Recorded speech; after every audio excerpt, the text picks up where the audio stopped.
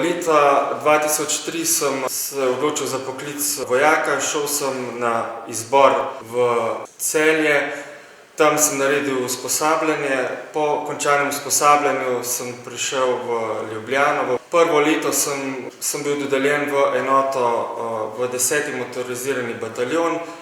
Vmes so nas nekajkrat poklicali v gardo Slovenske vojske in tako je nekako prišla moja odločitev, da bi pa postal pripadnik gardne enote Slovenske vojske. Tako čez nekaj časa je prišel razpis, kjer so dali izbor za pripadnike garde. Šel sem na ta izbor, bil sem izbran.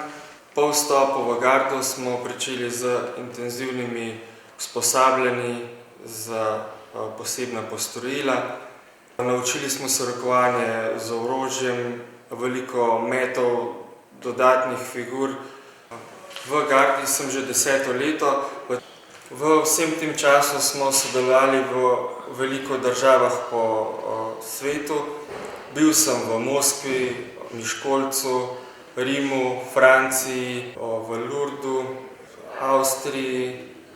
Poleg vseh aktivnosti v gardi sem sodeloval tudi na operaciji Migrant.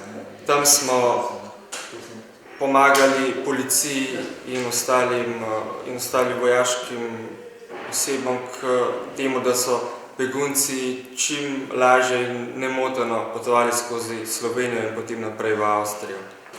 Zaradi svojega predanega dela sem bil v letu 2015 izbran za najboljšega vojaka Slovenske vojske, na kar sem zelo ponosen.